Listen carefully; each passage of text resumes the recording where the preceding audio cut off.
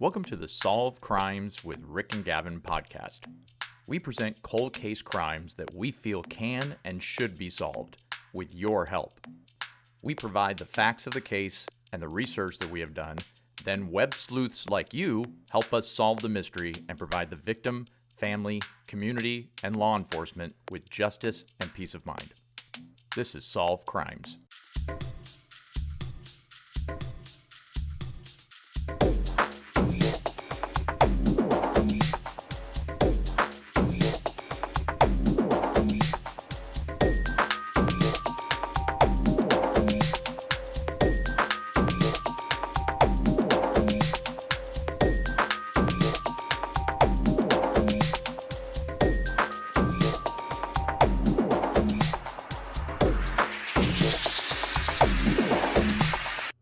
Welcome to episode 6 of the Solve Crimes with Rick and Gavin podcast. This episode is called The Other Girls, as they are little features on each of the girls that are their cases are related to the Judith Hakari case that we've been investigating.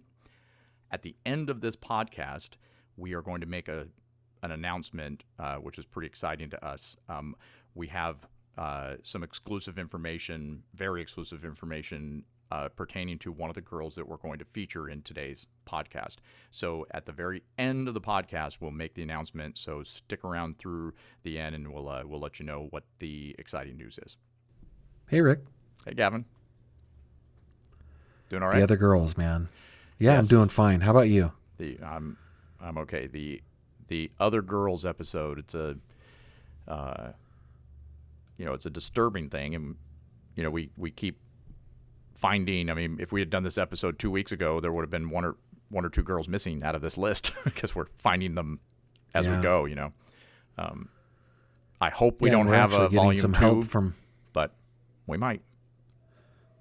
Oh man, you're not kidding. They are coming out of the woodwork. There was something going on in the 70s in Sacramento, Specifically 70 and 71. 70 and 71 were definitely hard years. Yeah. But when you look at the data for all I have looked at as far as murder and rape rates, violent crime rates in the California region, I haven't been able to find Sacramento specifically, but they were on the rise. Was it? So I think I'll write another episode and we can talk about that in another episode. But okay. Well, this one specifically is talking about that. Yeah, this one specifically, the other girls in relation to the Judith Hakari case. Right. So this is a Judith Hakari episode, and she kind of started it off. Her case started it off in when she was taken in March of 1970, found in April of 1970. We don't need to go through the whole thing. If anybody is brand new to this, they go back to our other episodes, or check out our YouTube channel. We've got the background of the whole Hakari case in previous episodes.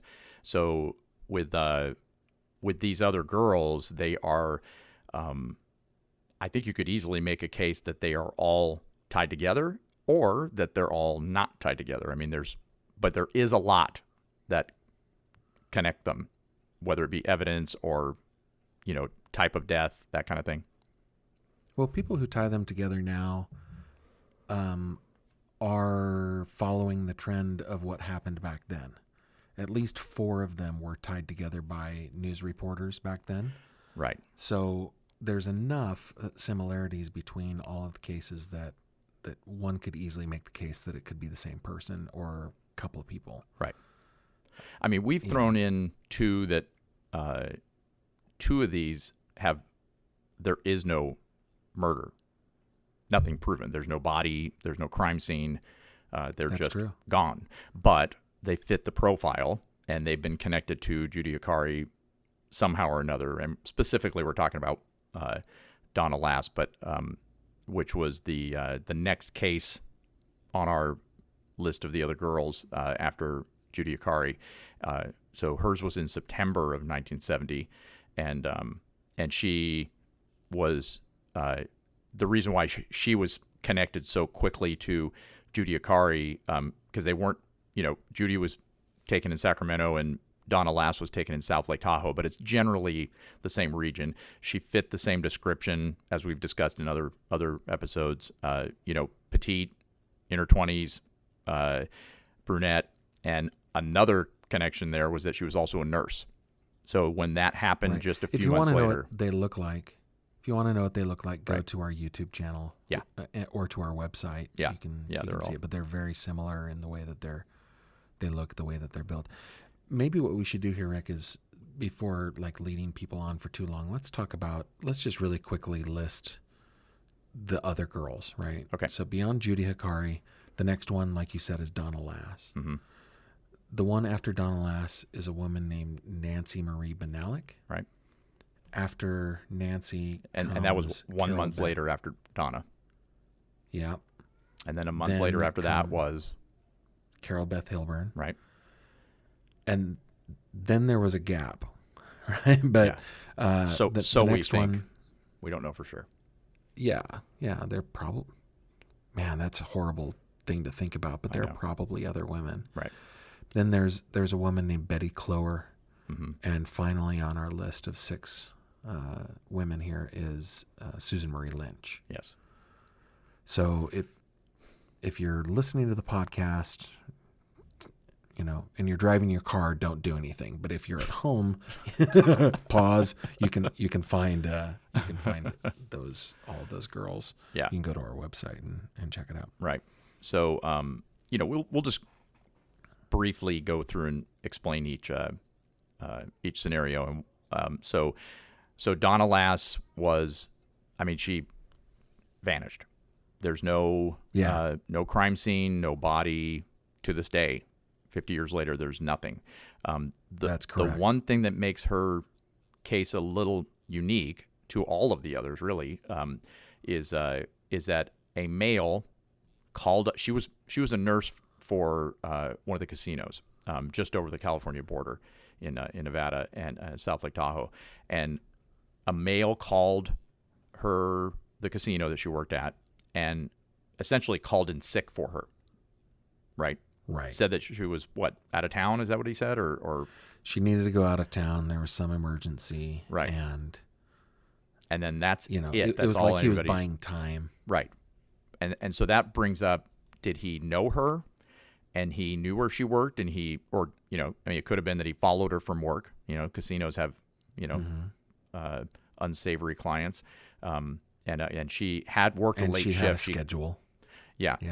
And I think she got off of work at 2 or 3 in the morning, so anyone could have seen her leaving there, and maybe she had a name tag on, so he knew, that she worked there, and called to buy himself some time, maybe to get rid of the body. I don't know, but then again, it could be somebody that knew her and knew that she worked there. So we're not really sure. That's just speculation, but that's the only thing that, in way of evidence, with Donna Lass. Now, the other thing that makes Donna Lass... Yeah, there is the one other thing. What is that? Well, in March of the following year, that's what I was there was a at, postcard that was received by the San Francisco Chronicle. Right. And on the postcard, it was a photo of a condominium complex in South Lake Tahoe. Right. It had some cutout letters and a cipher written on it, had a zodiac symbol on it, and the press, law enforcement really felt like he was talking about Donna Lass, who had been missing for some months at that mm-hmm. point. Mm-hmm. I personally, Rick, don't believe that postcard was sent by the Zodiac killer. We've discussed that. Yeah, the chutzpah that the Zodiac killer displayed in his letters prior to that. Was not reflected on that postcard. And I, psychologically speaking, I think it was more, desperation for attention, and from an extreme narcissist. The real mm-hmm. Zodiac, the guy that they know, because his previous letters to the press or of that nature, earlier, had described things that were in the crime scenes that no one else could have known but the killer. And that's why I said a little bit ago that that phone call to her work, to call her, to buy time. For me, that's the only evidence tied directly to her. People connect the Zodiac and that postcard to her, but she was not named specifically in there at all. And we're not even sure it was the real Zodiac or the original Zodiac, who sent it. So, but we can't deny that because of that connection that was made with the press and law enforcement at the time, it has connected all of these girls on this list to the Zodiac. And if people listening don't already know, the Zodiac Killer is still a fascinating character, and the cases are gone over ad nauseum on websites all around the world still to this day. But we're hoping that helps us get, more viewers and more people paying attention to these cases, because they've been buried for way too long. Some of these cases have never been discussed. Rick, you and I have talked about this before, even on the podcast before, but one of the things that, how do I say this? One of the things that bothers me about not the members of the community that are chasing after the Zodiac, but just in general, the community chasing after the Zodiac, is that it seems like it's its own, like the benefit that people derive from hunting the Zodiac is the hunt itself. Like, it's too much fun to do it. Right. And I don't feel like, I think people who are doing it are wanting to solve the case, but the incentives that are set up in the world are not pointing them in that direction. So I don't feel like there's any real use in chasing after the Zodiac Killer unless you've got we just started this podcast. Unless you've got evidence. But that's what I'm saying. It's not the people, it's that there's not enough incentive to solve the crime. Right. Because there's not it's some become huge mythological, $1 billion really. reward. Right. What's that? It's become mythological. It is. It's kind of like D.B. Cooper and, other cases like that, Jack the Ripper. They're just, they get to a point where it's wild and crazy. I mean, oh my God, that victim had a blue shirt. My best friend in high school had a blue shirt just like that, and he must be the Zodiac. Yeah, there are people like that. Not everyone. The reason I bring that up is that we have a different incentive, you and I. Right. Right. We want to solve these crimes. Right. And the reason we want to solve these crimes is probably more out of empathy, right? Like the women who absolutely, the women who were murdered, kidnapped, raped in our hometown in 1970 and 1971 very much remind us of our own daughters, our sisters, our moms. So our incentive is let's solve this because we feel the pain, a minuscule amount of the pain that their families must feel, and we want to bring closure to it. Yes, we don't want to just. I mean, chase a there's many mythological reasons, but it's certainly. I mean, justice is part of it. I mean, this has gone on too long, and we discovered there are a few girls on this list that. One in particular that we just did a full episode on before this episode, who, I mean, you can't even say that she was ever really looked for officially.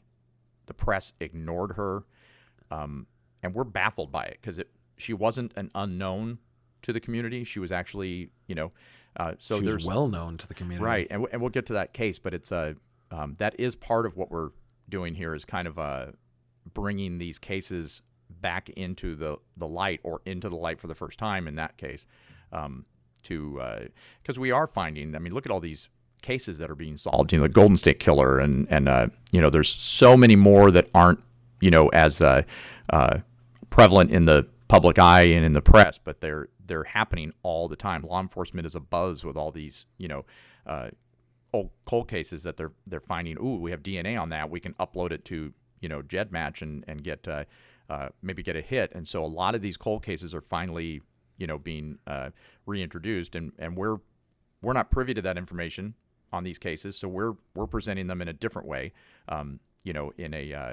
we present these things in a way that we try not to be, we're trying not to be conspiracy theorists. We're not saying there's one person or 10. We don't know. We're just kind of giving people the facts as we know it. And also at the same time, I think one of the things that we started doing without even planning it is that we're also humanizing these victims. Yeah, it becomes very easy to just refer to, the Hakari murder or Right. the victim. Right, Or right. It becomes very easy to do that. Yeah. But if you connect with them or their parents or whomever on I guess a human level. Right. Well, we Yeah, do, the research that we do is we try to find out who they were as a person.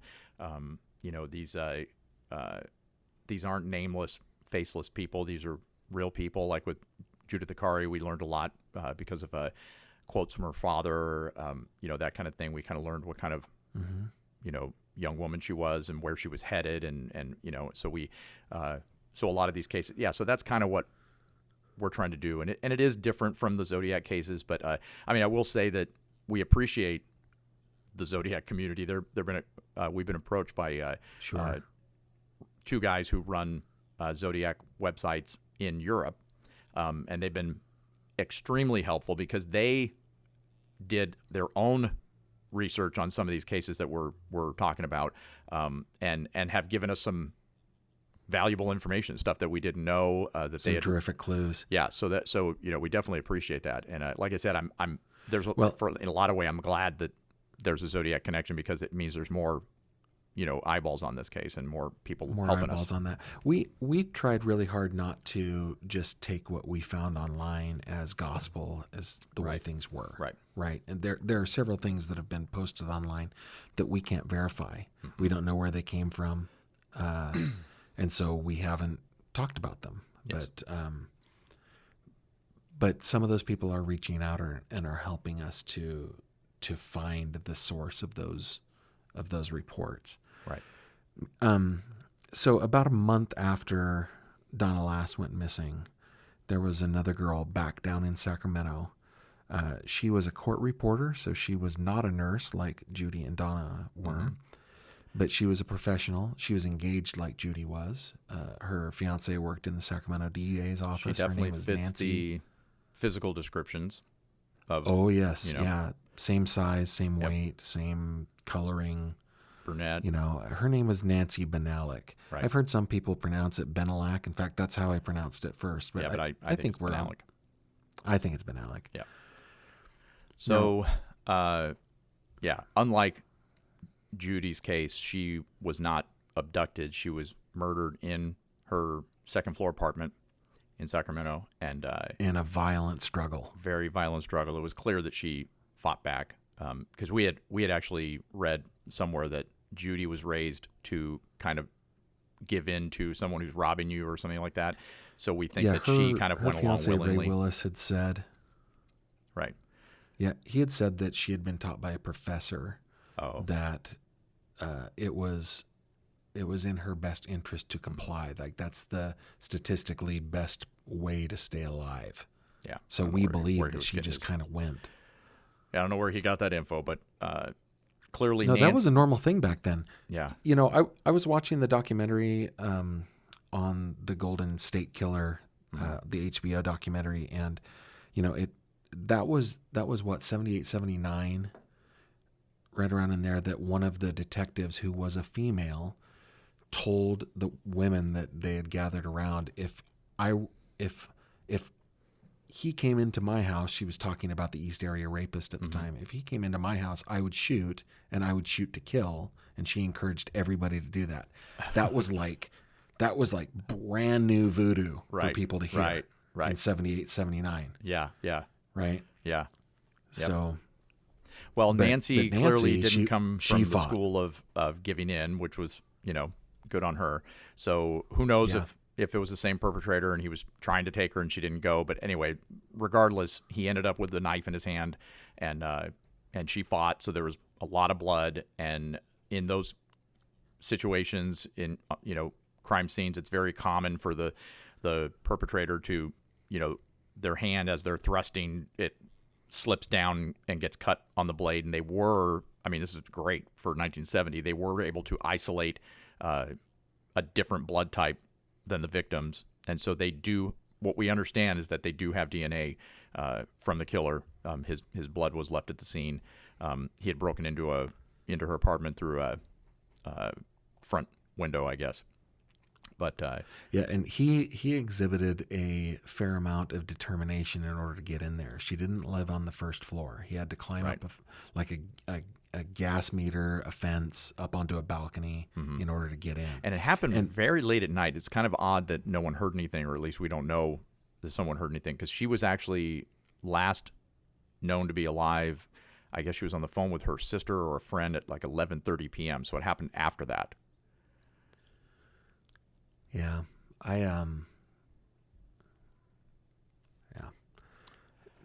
that case just bothers me. Yeah, just, all these cases. But you know what? On like a dad level, I'm really proud of her. Yeah, exactly. That's what I was saying. Yeah, I'm really glad she fought. She fought. And hopefully that will be his downfall. You know, we understand. We've heard. You know, this is not anything that we know for sure, but we've heard that his DNA has since, so basically recently, in the last couple of years at least, his DNA has been sent up to, you know, like one of those GEDmatch websites, and that there was not a hit. And I don't know if they've sent it up through CODIS for the national database.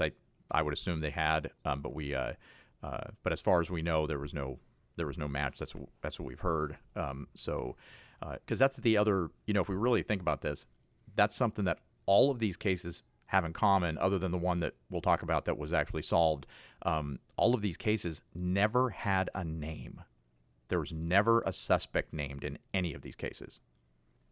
Right. It's kind of, you know, that is a little odd for so many murders with, you know, in an area in a short period of time. But so one of the other unique things about Nancy Benalik's case is her geographical distance in relation to Judy Hakari's apartment complex where she was taken.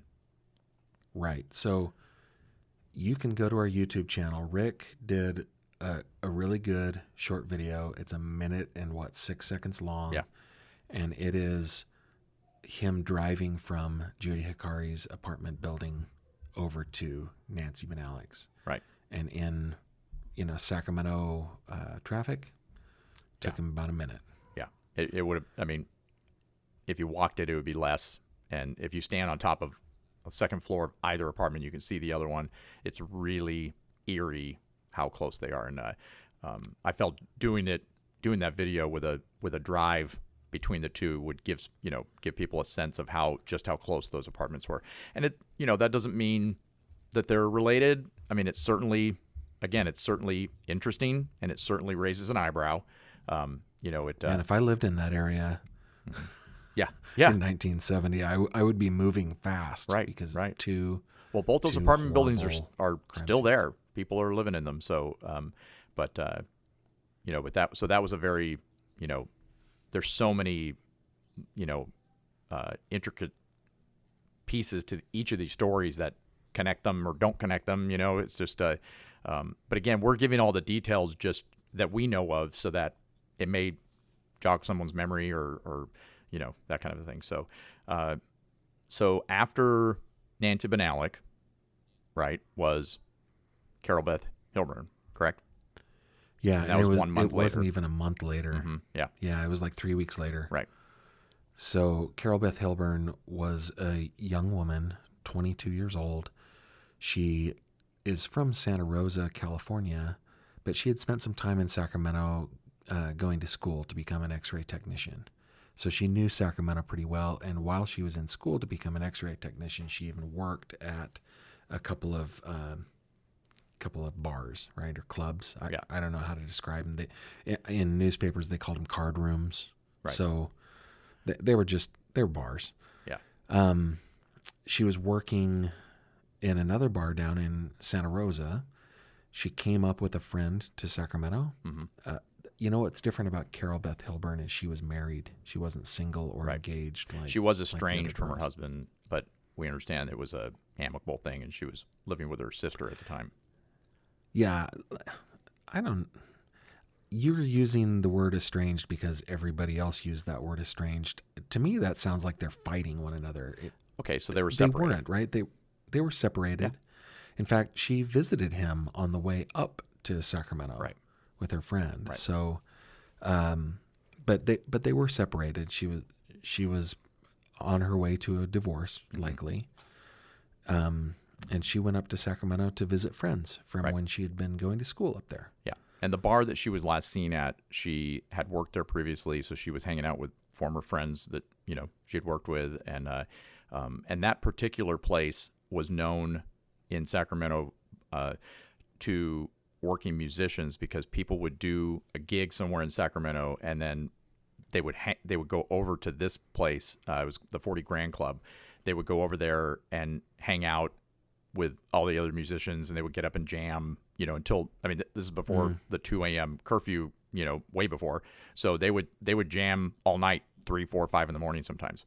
Have a good time. And they had pool tables there. So it was a real, it was like a clubhouse for the local musicians. So, so that was where she was last seen. Had Carol worked at the 40 Grand Club, or was it the other That's club what I understand, is that she worked at this club. I don't know that for sure, but that's what I understood.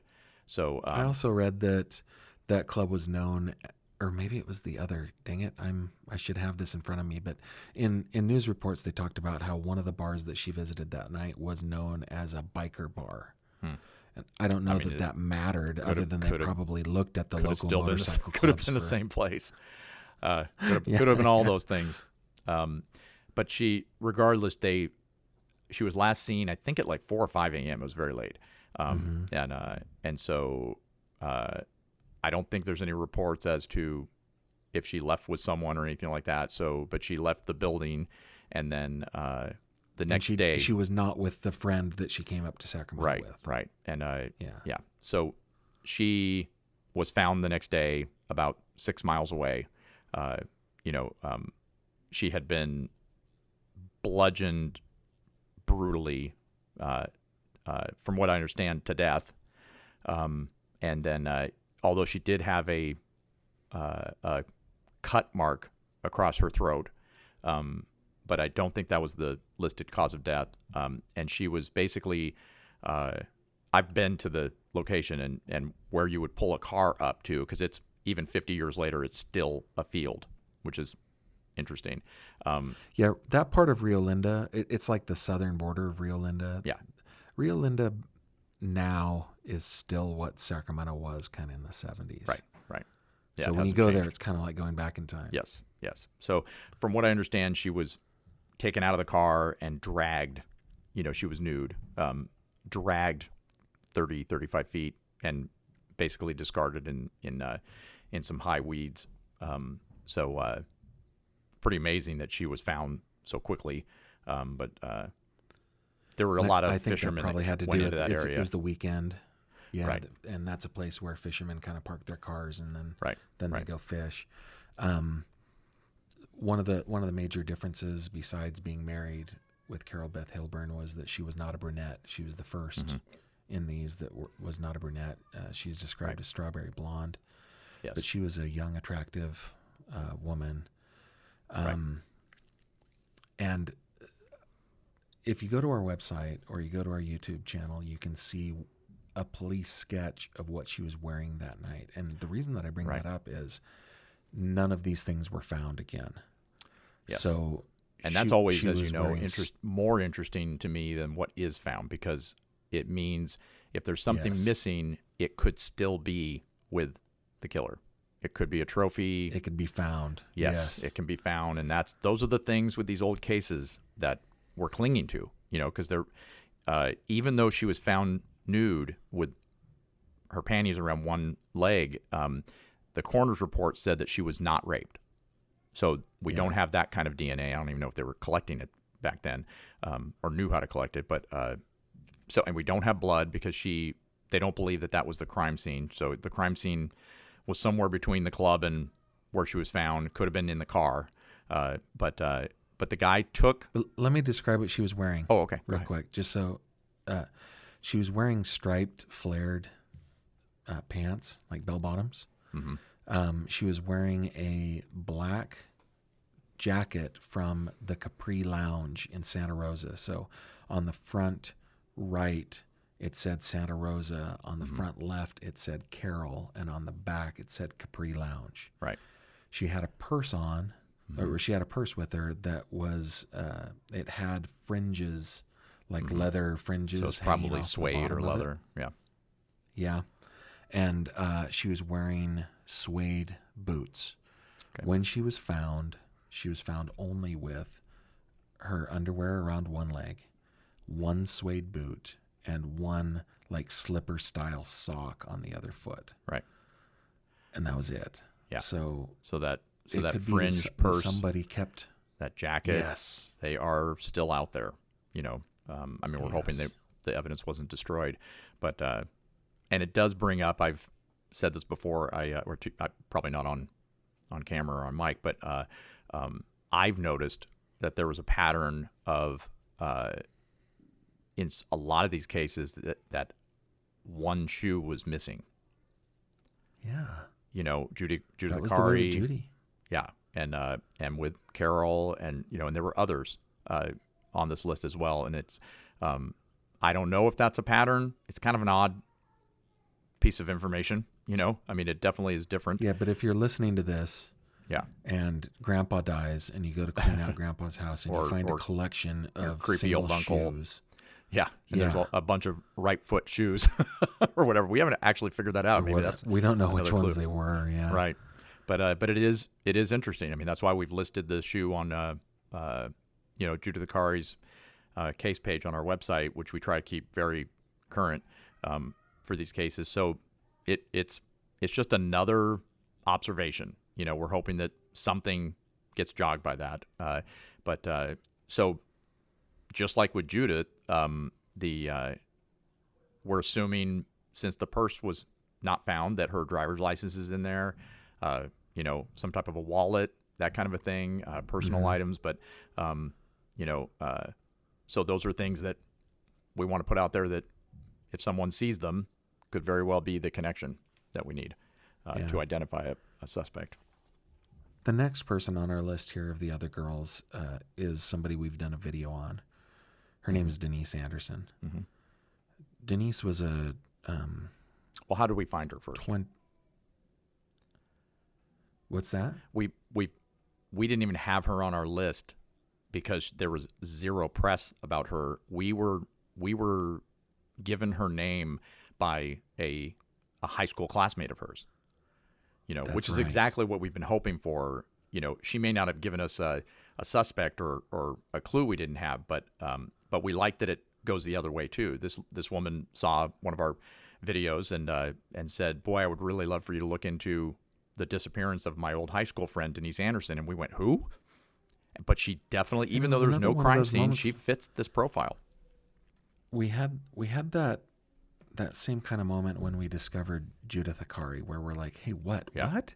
We are from Sacramento. We've never heard about this." And it's so violent, it's so egregious, and so ugly. You'd think that we would know. You're talking about Judith. Denise Anderson is. Oh. I'm talking about Judy. Yeah, Denise Anderson is the same way, where, like, she just poof, she's just gone. Right. So, she's a brunette, beautiful young actress in Sacramento. She's petite. Very active. Say that again. Petite. Oh, petite. Yeah. Sorry, I'm getting a delay on our call. You might have to edit this part out. Sorry, Rick. That's okay. I ain't editing it. Just keep going. So she's very active in the theater community in Sacramento. You can learn all about her by going to our YouTube video or to our website.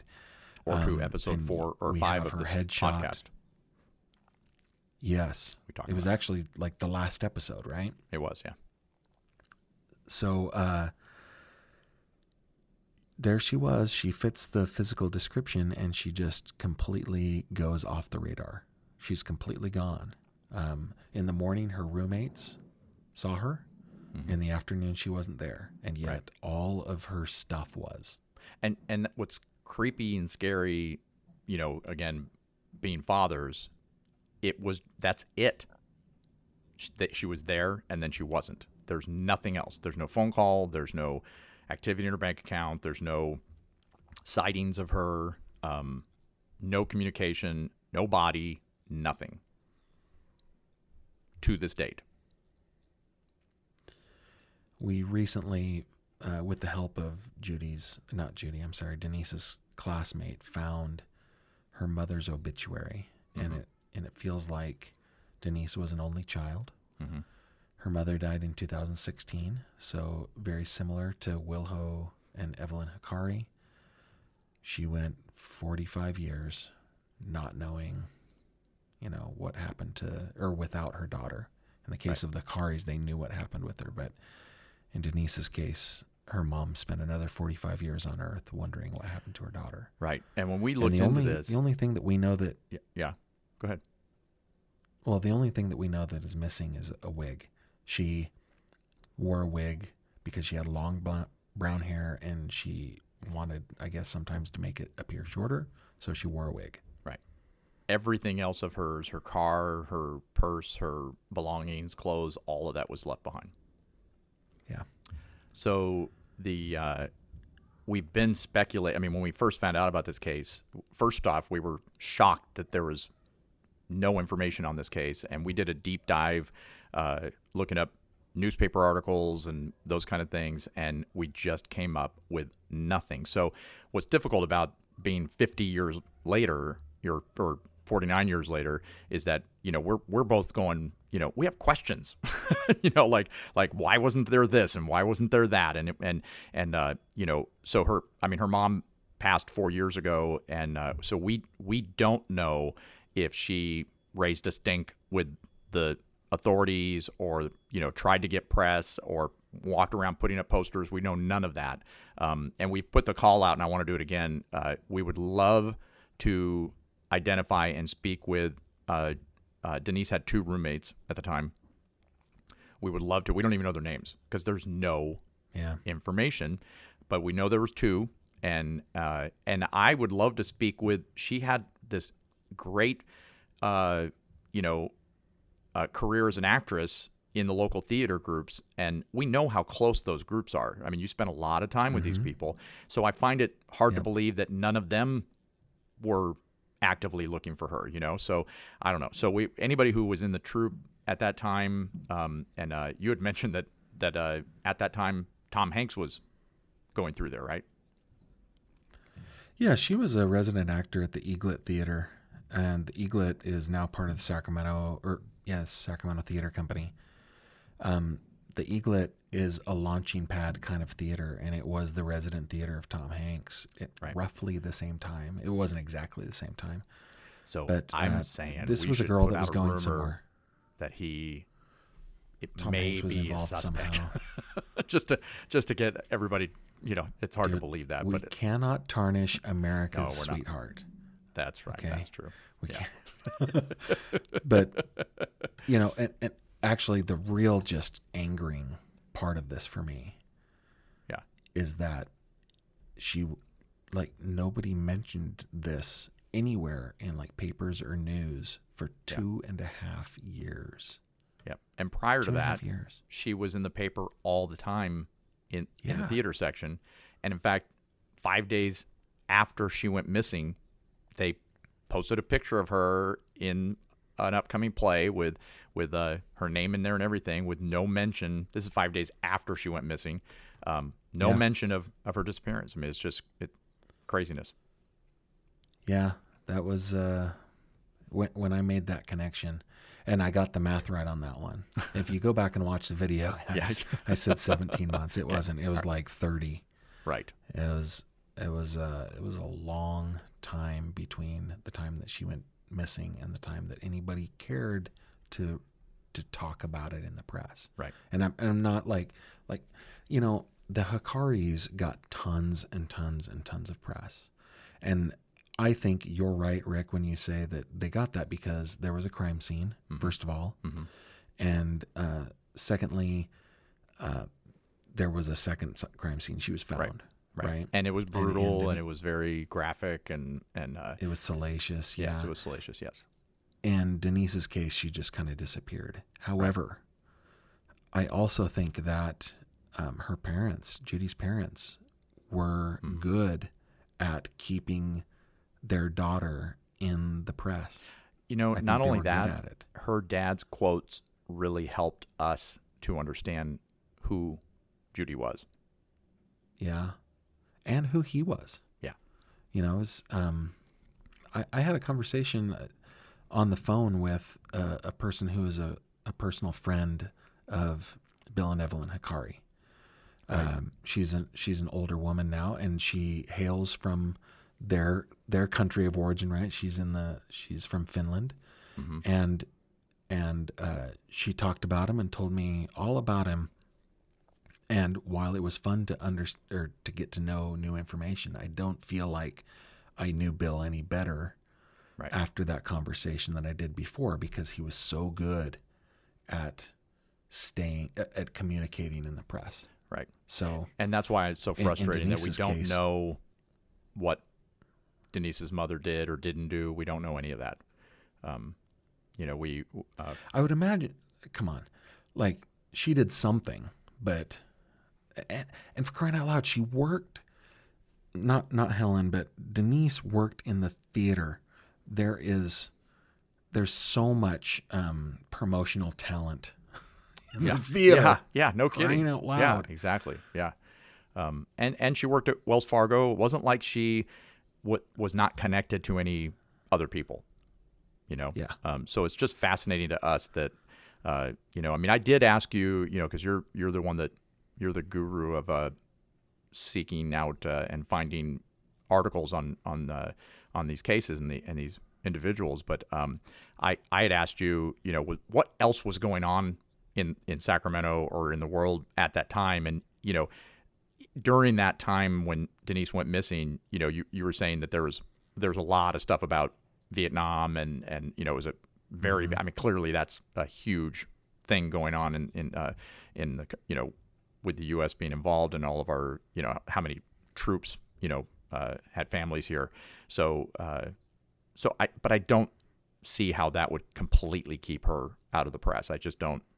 It was almost like this blanket of nothingness for 2.5 years. I just don't get it. Well, Judith Hakari was roughly taken at they were almost exactly a year apart. Right. What was it? 13 months apart. Check my math on that, Trace. I have a bad track record, but they're about a year apart. And all that stuff was happening in Vietnam at the same time. Yeah. All that stuff. It was dominating the headlines. Yeah. And yet, Judy Hakari was front page news all the time. Yeah. Right. And Donna Lass was front page news. Nancy Benalik was front page news. Right. Denise Anderson was not. Well, she was and just you know, again, forgotten. you know, she was young, and you know, it was 71. It was still, you know, I mean, you're still getting the remnants of the bohemian lifestyles and stuff from the 60s, and so you know, a lot of people may have just, and who knows, maybe her mom kind of painted her like that, like she's, you know, just wild child, or even though she didn't seem that way, and from what we do know, but it could have just been chalked up as someone who just split. Maybe she took off with a boyfriend and just, you know, didn't want the, who knows?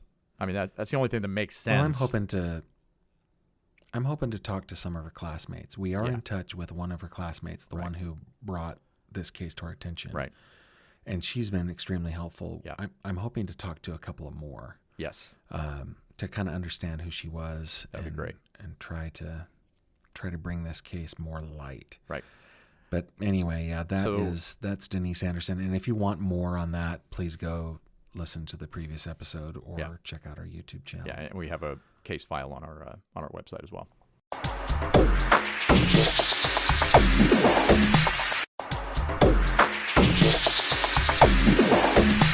The next case that we want to talk about, Rick, is the case of Betty Clower. Right. Now, there's something about this case that makes it unique from the other 5. Mm-hmm. They caught the guy. They did. But they did not catch him for many moons. Yes. No, it was into, the early 2000s before they were able to match DNA.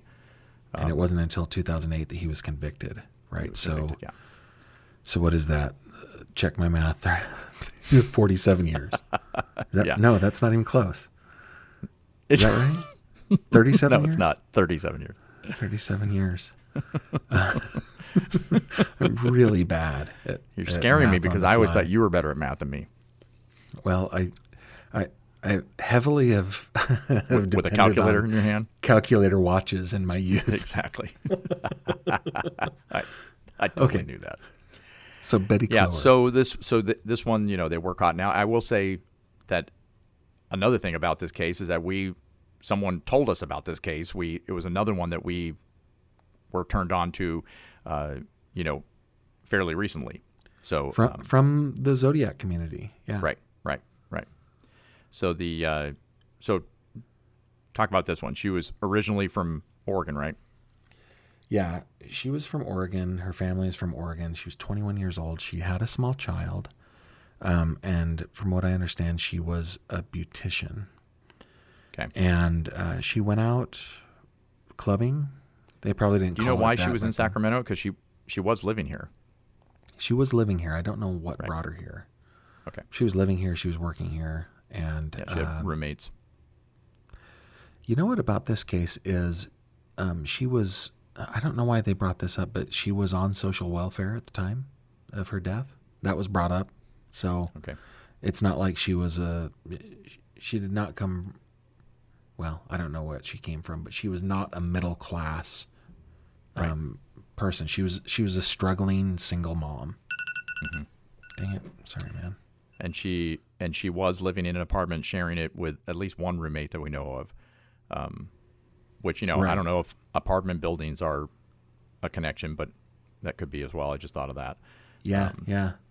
And they were in roughly the same area as Denise Anderson. Not exactly, but close. Okay. So they went out clubbing one night, and she met a man that she was going to go to Lake Tahoe with. Her roommate did not see the man's face. And the next day, June he was 19th. in the shadows in the hallway or something. Yeah. The next day, June 19th, her body was found in a field west of Placerville, California, which is up Highway 50, going On your way east to out of Tahoe. Sacramento on your way to Tahoe. Yeah. Right. And another thing that's Like unique Carol about this and case, Judy. right? Badly beaten. Oh, go ahead. No, she was badly beaten, but ultimately she was shot 3 times. She was with Which the is- .32 caliber gun. Right. And that's something that none of the other cases that we know of there was no gun involved in that, but the beating was still there. So who knows? And she was beat. Man, she was savagely Right. beaten. Yeah, she was unidentifiable. They had to, it took a while to identify her. One of the things that was reported about Judy Hakari that has stuck with me, and not the exact words, but the picture in my mind when the investigator said he had never seen a sight like Judy Hakari. She'd been so badly beaten, right? She had to be identified through dental records. Mm-hmm. This is what happened to Carol Beth Hilburn. This is what happened to Betty Clower. She was beaten savagely. Right.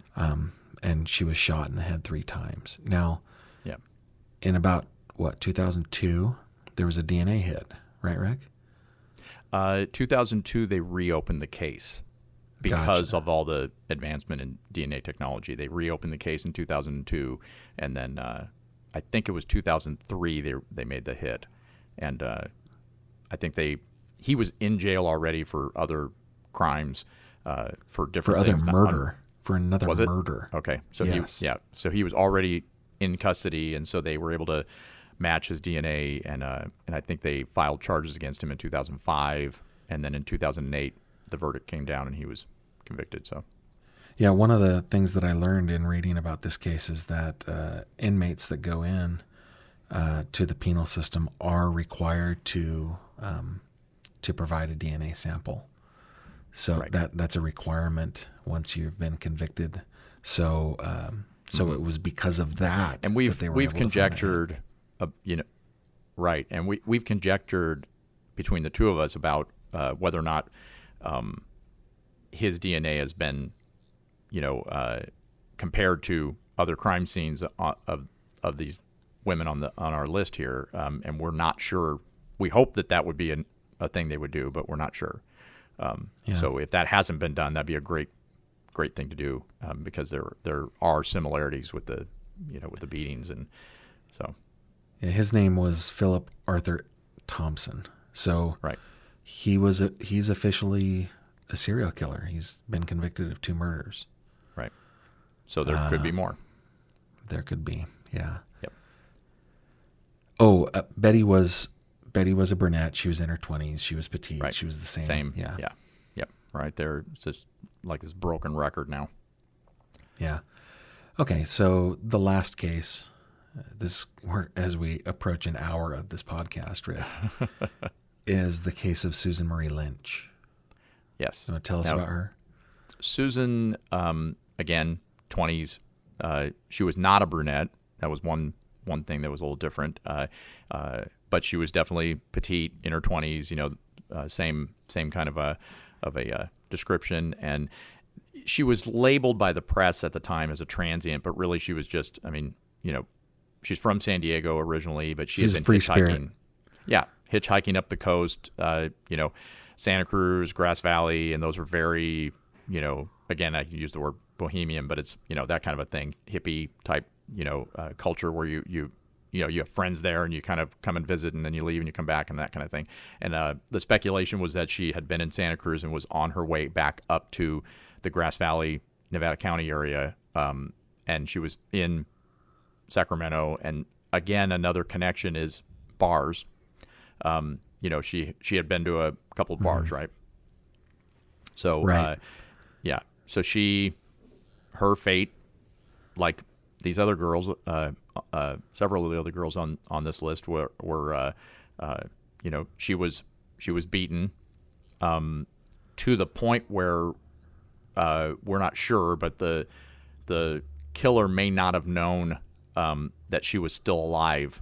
And he, unlike, like Carol Beth Hilburn, where she was just dragged and left in some weeds, he did try to cover up this murder, and again, if they're connected or not. And so he super shallow grave, and then covered her with sand that was in the area, and unbeknownst to him, or maybe known to him, she was still alive. So she was quite literally buried alive, and her actual cause of death, if the beating wasn't going to kill her, she asphyxiated on the sand that was on the sand. It was found in her lungs. That was covered her, right? And another interesting thing is that she was found a half mile off of Del Paso Boulevard, which is the same street that Carol Beth Hilburn was last seen at. The bar that she had been seen at was on that same road. Yeah, so many of the connections between these 6 young women are loose, right? They're weak. Right. But there are plenty of connections, mostly in their ages and the area in which they met their killer, I guess. Mm-hmm. Susan and Carol were the blondes of the group, right? Carol was described as a strawberry blonde. And then the rest were young brunettes. But they were all roughly about the same size, same description. And it all kind of happened within a pretty small radius geographically. And it all happened in 1970 and 1971 in Sacramento. Time frame. Right. Mm-hmm. Yep. So that case, along with the others, is also unsolved. And so we're just letting people know about these cases from, the stuff that we have found. And we just want to get these cases, at least back in the light instead of being buried. I mean, some of these cases, I mean, we had to dig deep to find them or have someone else tell us about them. They're back then the agencies, the law enforcement agencies may have been, blocks away from each other, but they didn't share information like they do now. There was no computer network. There was no shared national database, that kind of thing. And so they may not have ever made a connection. But again, we don't know. Maybe they have. I mean, we are not privy to that information. It wasn't in the press. Well, and one of the things that we learned is, at least in a couple of these cases, there were multiple jurisdictions. In the Judith Hakari case, it was 2 different counties. She lived in the unincorporated county, or the unincorporated part of Sacramento, so that was under the sheriff's jurisdiction. But then that's where she was taken. She was found in Placer County. Up the hill. Rural Placer County, yeah. Yeah. Carol Beth Hilburn, she was last seen in the city of Sacramento, but she was found in the unincorporated county. Right. So now, just for people who don't know the area, it's just a couple miles. It's one of those little neighborhood communities that's right up against the city. I mean, it's I'm sure when people asked people who live there, where do you live, they would say Sacramento. It's a part they of wouldn't say Del Paso Heights. Geographically not far away. Yeah, right. Say Sacramento. Crap, I'm from Orangevale. If anybody asks me where I'm from, I say Sacramento. That's way farther away than and that's Rio way further Linda. away than Rio Linda. Yeah. So we're so these are the girls that we've that we have made a connection at least a little bit to, for those same reasons: the physical description, the cause of death, the crime itself, as far as the situation, and the time frame. That's the criteria that we've made, for the list of girls that are in this episode. And we hope in this episode and others we've described some of the things that might potentially be clues, missing items. Right. What I don't know about Susan Lynch is I can't find any information about items that may have been missing. But I was going to ask you about the evidence, yeah. But I'll dig into that one, because that's not one that I've really kind of climbed into yet.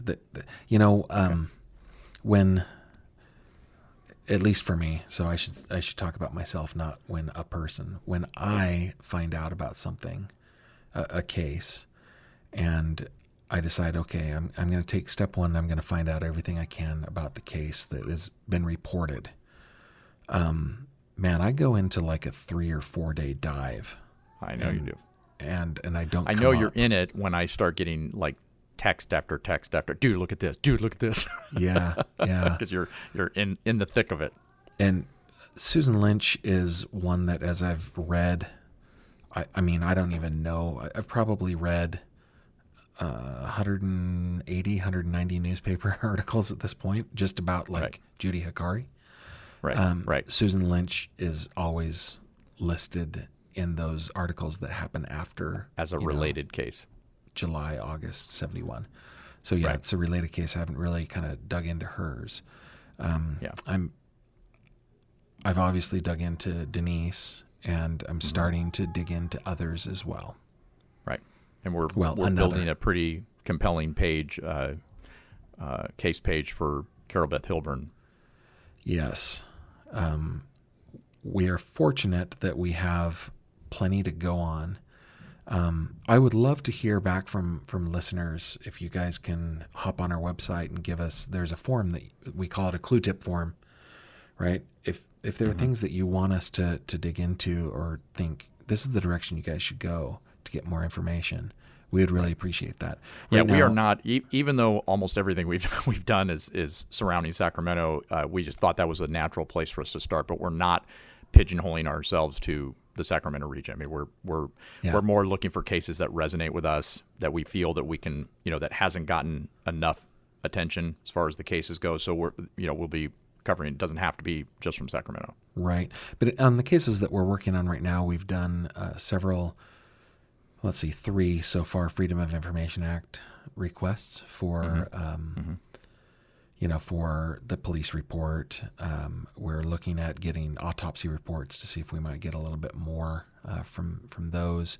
But if you have any ideas on where we should be looking to get more information, please drop us a line. Right. Just go to Solve Crimes, put a dot between the M and the E, and that's our website. Solve Crimes with a dot before the ES. That's easy way to remember it. Yep. And So now, Gavin, I am going to put a little snippet at the beginning of this podcast. We do have